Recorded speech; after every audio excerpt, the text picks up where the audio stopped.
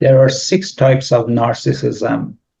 I would say grandiose, which is the traditional, arrogant, pretentious, charming, charismatic, kind of shiny narcissist. That's your kind of prototype of the narcissist. The grandiose people actually often do get stuff done. They will talk a big game and they'll kind of do the big game. Then the second type of narcissist is the vulnerable narcissist. This is probably to me the most compelling form of narcissism because this is where you see the sullenness, the petulance, the passive aggression, the chronic victimhood, the social anxiety, the failure to launch. These are people who live in fantasies of the great things they're going to do, but they never do them. You should understand that they're vulnerable doesn't mean these are people are actually intimate and all vulnerable with you. It means that they themselves are vulnerable, but they don't actually take action. And they keep telling everybody, I'm going to do this project or this thing. And you know why I couldn't do it? Because that guy didn't give me the money. And that guy was scamming me. And that, everyone takes advantage of me. And that person stole my idea. That's the vulnerable. Then we have the malignant narcissism. The malignant narcissist is the most severe form of narcissism. And that's when we talk about stuff like the dark tetrad. And the dark tetrad is composed of narcissism, psychopathy, Machiavellianism, which is the willingness to take advantage of other people, and sadism. And I also believe paranoia sits in there too. So in malignant narcissism, we're talking about people who are more coercive, who are more menacing, who are more isolating. This feels a little bit more like psychopathy, but still narcissism. It's a severe form of narcissism. Then we have the communal narcissist. These are the folks that, all narcissists need validation. The communal narcissists are interesting because they get their validation by being perceived as saviors, rescuers, and do-gooders. So, for example, a cult leader would be a communal malignant narcissist. So take that, communal malignant narcissist. That would be, so these are like cocktails, right? These like you move every bit, put all of them together. So at the extreme, a communal malignant narcissist is a cult leader. But some communal narcissist could be a mother who does all the activities and the PTA and helps the little league and raises the money and goes home and screams at her kids and is horrible and abuses her partner. On the surface, she looks like a saint among us. It's the person who walks around and everybody thinks are humanitarian, and people are like, no, I work for that non-profit. And they're like, it was actually a hellscape. When you look behind the curtain, you see horrible things. That's the communal narcissist. So they get validation by the sense of, look what a good person they are. They're rescuing puppies and they're doing this thing and they're raising all this money and they're so good. But behind the scenes, they're not. So it's not saying that people who do nice things are communal narcissists. They continue to have lack of empathy, entitlement, and all the other stuff. To recognize if a person is a narcissist, you look at them if they're being mean to other people. So like if I was public facing, you look like the best thing ever, but behind the scene is another story.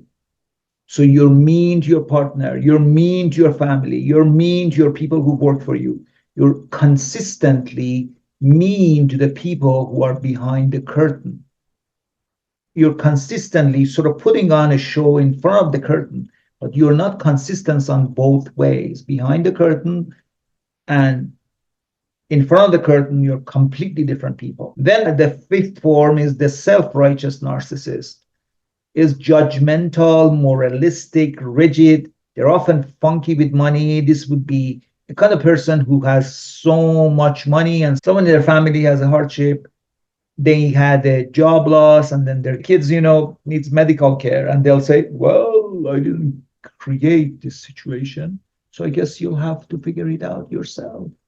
It feels like they have no heart, but there's also this really rigid, judgmental sense, and they judge people from the sense of, well, look at that all I built. I guess I must have worked hard. They'll never account for their luck or sometimes their absence of bad luck, that kind of thing. They will say, if they say dinner is at 6 and you show up at 6:30 because your kid got sick, they'll say, I'm sorry, you already ate. So it feels very rigid, cold, moralistic, miserly, obsessive. These are people who often workaholics and will little curl for how it would affect anyone. It's like there is workaholics out there who check in on other people, like, I'm going to make time for you, or once we are done, we are going to do a vacation when this is done, whatever. And they're communicating and people are aware, okay, they're going this, doing this, so we could buy the house or whatever.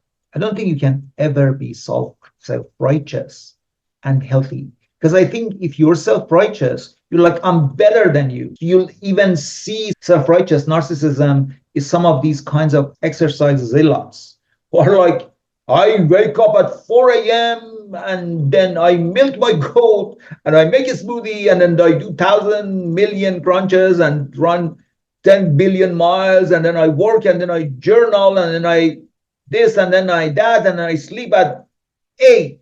I'm like, what are you talking about? Like, there is no other human being in your life. Like, how do you deal with a crying sister?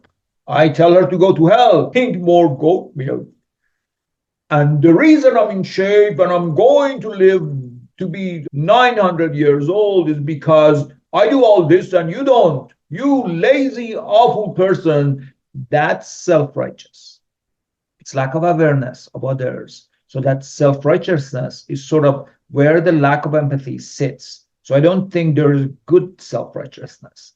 I don't think all self-righteous people are narcissistic, but many people said to me that self-righteous narcissism is really what happens in their family of origin. It was a parent, so there would be almost in this unrealistic expectation that the child would adhere to rigid, obsessive rules like, don't touch this, don't do this, don't sit there, eat like this. And so the kid would never get to be a kid. And then number 6 is neglectful narcissists. These are the people, they view everybody as objects, like a coffee cup, whatever, and they just neglect them until they need them.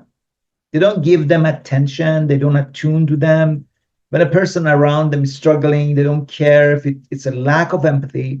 But like, for example, a malignant or grandiose narcissist might actually get mad at something. Like, oh my gosh, like, why do you keep talking to me? And people in relationships with neglectful narcissists will say, I'll take it, because at least that person was listening. But people in these relationships with neglectful narcissists will literally feel like they're losing their minds because the person with them is literally not noticing them.